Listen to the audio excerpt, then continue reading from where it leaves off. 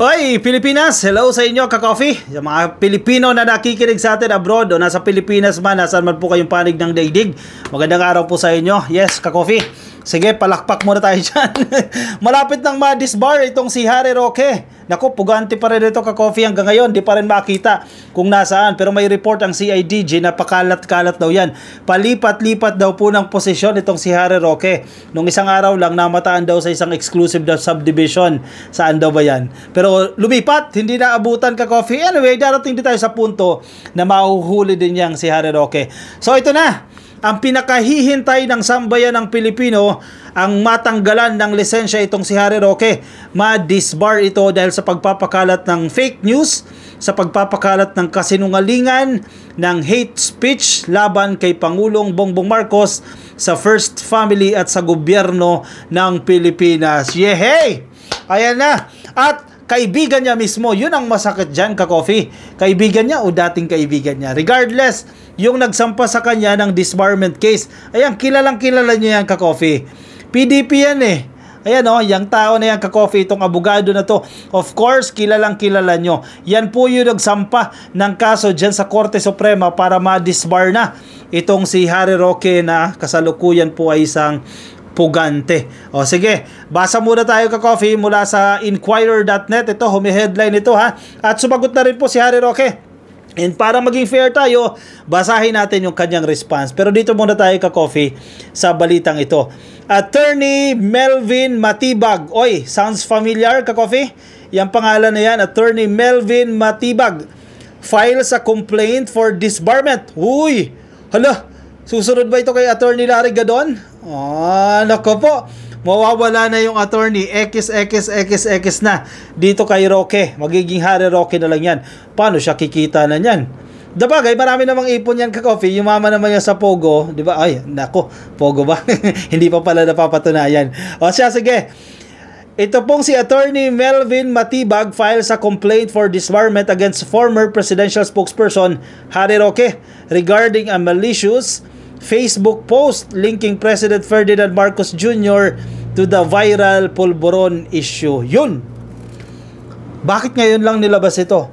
Nung isang araw kasi, ka-coffee, lumabas yung article ng Vera Files. At base sa kanilang pakikipagtulungan sa Indian-based advocate ito, ka-coffee, against fake news, ang daming applications ang ginamit nila dyan, ang daming tools ang ginamit nila, at iisa ang sinasabi, manipulated po yung video na yan. Pero iniisip nila, Harry Roque, totoo yung video na yan, hindi yan manipulated. Hala kayo ngayon, lumabas ang katotohanan na manipulated na yan, at pinakalat ni Harry Roque yan. In fact, isa siya, ka-coffee, sa isang event nila sa Maisog Rally, kung hindi ako nagkakamali, dyan ba yan sa Canada o sa California, nilabas nila yung video na yan.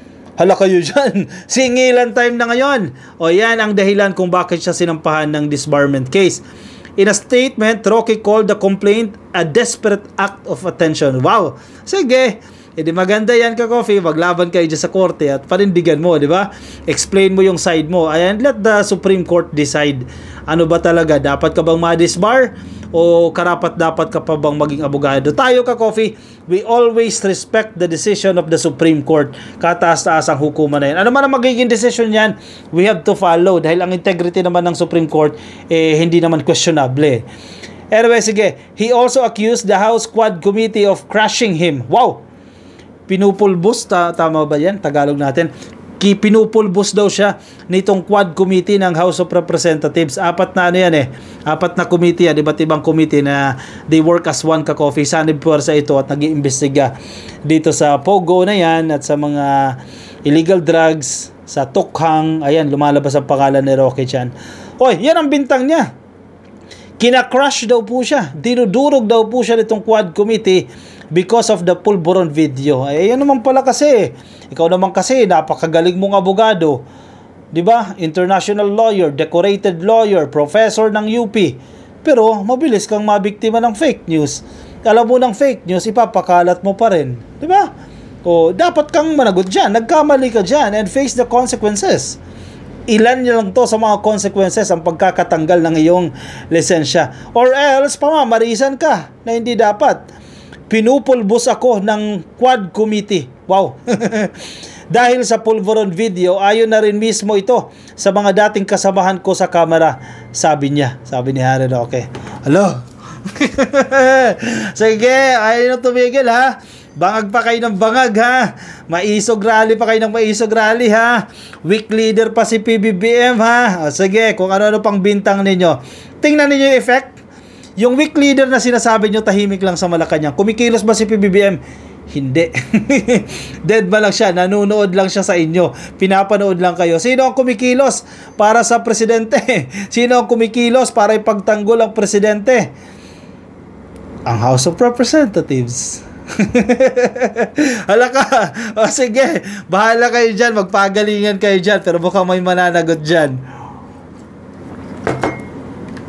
May mahabang sagot si Roque. Ayan, ka-coffee. Pinost ng SB na yan, of course. Hindi pwedeng mawala yan. Basahin natin ano yung sinasabi niya dyan. The disbarment case filed against me for my social media post on the pulboronic video is a desperate act of attention. Naniniwala ba kayo? Desperate act of attention. Ganyan ang kanyang term dyan, ka-coffee. Sa pagpo-post. Dahil lang sa pagpo-post niya, i-disbar siya. Sabi niya, complaints of disbarment, first and foremost, should not be made in public. Ganun ba yan? Hindi natin alam. Pero dapat si Harry Roque alam niya na pag ang fake news, wag mo nang ipakalat. Ba't pinakalat mo pa? May dahilan siya kung bakit siya pinakalat yan. Sige, point 1 niya yan, ka-coffee. Yung complaints daw po ng disbarment, first and foremost, should not be made in public. Wait, sino ba yung nag-made in public niyan? Si Matibag ba? Si Attorney Melvin ba? Siya ba ang nagpakalat niyan? O baka ang media, ka-coffee? Pwede naman i-deny na Matibag yan. Hindi ako yung nagpakalat yan, ha? Hindi ko sinapubliko yan. Hindi ko alam kung bakit lumabas yan. Hindi absuelto na agad. Ekis na agad yan. Second, we have to understand that the posting of the video in social media is protected by free speech under the privilege doctrine. Wow! Ito, questionable na tayo dito. Yung pagpo-post niya ng fake news, ini-insist ni Roque, yan daw po under, protektado daw po siya ng free speech. Malaya siyang magpahayag ng kung ano-ano. Yan. Diyan siya naiipit Lagi niyang ini-insist yan, marami akong karapatan. Karapatan ko yan, protected ako ng saligang batas, ng Philippine Constitution, ng kung ano-ano pa. Pero hindi niya alam na bawat karapatan ay may limitasyon. O sige, kahit fake news, puro kasinungalingan, insist mo ang free speech mo? Diba? Irresponsibility yan. Alam mong kasinungalingan ipapakalat mo. Tapos sasabihin mo, free speech yan? Diba? Tama ba yan? Ibig sabihin pala, kung yan yung kanyang cover, kung nagtatago siya dito sa provision na yan ng saligang batas, Article 3, Section 4, kabisado ko to ng college No law shall be passed abridging the freedom of speech, of expression, or of the press, or the right of the people peaceably to assemble and petition the government for redress of Kemerut. Teka, may nawala tayong sentence. Pero yun yung pinupunto dyan. Wala daw po dapat na batas na magpo-prohibit sa free speech. Pero may limitasyon yan. May responsibility na nakaatang dyan. Hindi pwedeng kung ano na lang pwede sabihin mo. Di masampahan ka ng libel niyan. Diba? Kasi kung ganyan yung kanyang cover, free speech to. Lahat tayo gumawa na ng kasinungalingan. Lahat tayo gumawa na ng fake news. O sige, sabihan mo ng adik ang presidente. Ilang beses niya sinabi, adik yan. Dapat umalis na siya dyan. Dapat si Sara Duterte na ang mag-act as the president. Tumayo ang acting president dahil seryoso daw po yung sakit nito ni PBBM. Free speech pa rin yan. Ibig sabihin, kung ganyan ang cover niya, pwede natin sabihin na si Harry Roque ay pumapatol sa kapwa niya lalaki. Free speech yan. Si Harry Roque ay nakikipagtalik sa kapwa niya lalaki. Free speech yan. Pwede ba yun? Magko-cover tayo sa ganyang principle? Definitely hindi. Kasi may limitasyon ng free speech. Abogado siya, hindi naman tayo abogado. At alam niya yan. Pero ang kanyang justification dyan, ang kanyang argument, yung pagsasabi niya ng adik kay PBBM, cover siya ng free speech. At hindi siya dapat managot dyan. Tama ba yun? Ewan ko. Media, social... We have to understand that the posting of the video, kahit fake yung video in social media is protected by free speech under the privilege doctrine. Yan na naman sa mga doktrina niya. It involves a serious disease. Wow, ito na ha. It involves a serious disease of a president that deserves an admission or denial. Legit ba? It involves a serious disease. Tumutukoy daw po ito sa isang malubhang karamdaman ng isang presidente. Serious disease ang tawag niya dito, itong addiction daw po ng presidente na nangangailangan daw po ng admission or denial. O ba, gusto mo pa pala sagutin ka ng presidente, sabihin na totoo yan o hindi. Para patulan ka. E di sikat ka kung pinatulan ka ng presidente, biruin mo isang Harry Roque pinatulan ng presidente. Yun pala ang gusto niya. Gusto niya, sagutin siya mismo ni PBBM, hindi totoo yan. Ganon, yun ang gusto niyang marinig. Eh, ng eleksyon, nagpa-test na ito eh. Anong resulta? Negative. O di pa ba kayo sapat dyan? Kasama nyo si Harry Roque, si Attorney Vic Rodriguez na nagpa-test dyan, di pa rin sapat sa inyo yan? Sabi niya, PBBM has not done either. Paki mo.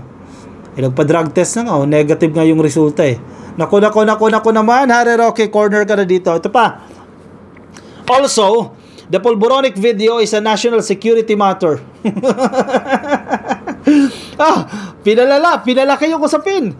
Isa daw po yung usapin na ng national security affecting the lives and future of millions of Filipinos. Paano sa paanong paraan? Aber? Sige, paano nakaka-apekto sa national security? The authenticity and the content of the video deserve widespread discussion. Ayun na nga. Tapos na. Verify na. Indian-based company na. Indian-based organization na nag-verify. Fake yung video. Manipulated yung video. Gumamit ng face swap yung video na yan. O gusto niya pa, ayaw niya pang tumigil dyan. Pag-usapan pa raw po yan. Dahil itong video na yan, yung authenticity niya, ng content itong video na to, ay dapat daw pong magkaroon ng malawak na pag-uusap o discussion sa usapin na yan. Ano? Doon na tayo. Doon tayo mag-move on. Wala na kasi kayong ibang maibato dyan. Dagdag niya, in any case, it is clear it does not prove that the president is an addict since the video is not capable of showing what is being snorted. O ito, pakonsuelo, pakambyo ito ka-coffee. Ay, yun naman pala eh. From the very beginning, alam mo na pala eh. Bakit pinakalat mo pa? Dinisib mo yung mga followers mo, pinaniwala mo yung mga followers mo na si PBBM ay gumagamit ng coke. Ayun naman pala oh. Sana, yan na lang pinanghawakan mo. In any case, it is clear that it does not prove that the president is an addict since the video is not capable of showing what it is being snorted.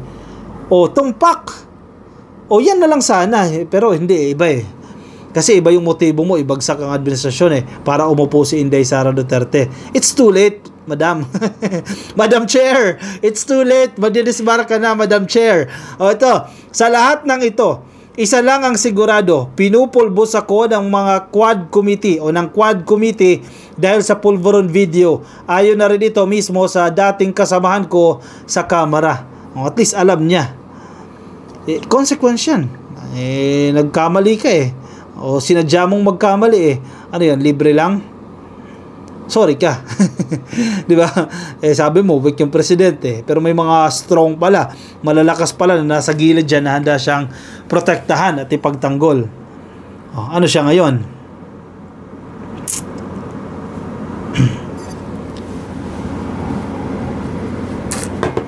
Mukhang may matatanggal na abogado ah. Hala, sige. Ilabas niya ang husay niya. Ang problema, paano siya makakapag-appear sa korte? Pugante ito ngayon. Diba? Sige, gamitin niya anak niya. Kasi anak niya yung nag-file ng writ of amparo eh. Ay nako. Sige, baka mapilitang lumabas si Harry Roque dyan sa disbarment case na to na sinampal ni Matibag ka-coffee para ipagtanggol niya ang kanyang sarili dyan sa Korte Suprema. O siya, anong sa inyo nyo dyan ka-coffee? Anong komento, reaksyon? Lagay dyan sa ating comment section para mabasa rin po ng iba nating mga ka-coffee. Kuha na po kayo ng kape. At nasa Facebook po ba kayo? Kung sa Facebook po kayo nakikinig sa atin ngayon, nanonood, please like and follow sa Facebook. At kung kayo naman ay nasa YouTube, click nyo lang po yung subscribe. Nandiyan dyan po sa baba, click nyo lang po yung subscribe. At kung kayo hindi pa po pag-comment, di pa kayo naka-like, di pa kayo nakapag-attendance check, pasuyo na lang ka-coffee. Please like lang po itong video na to. O siya, sige. Maraming salamat po sa pagsama. Ingat kayo. Nasaan man po kayo panig ng daigdig. Bye-bye.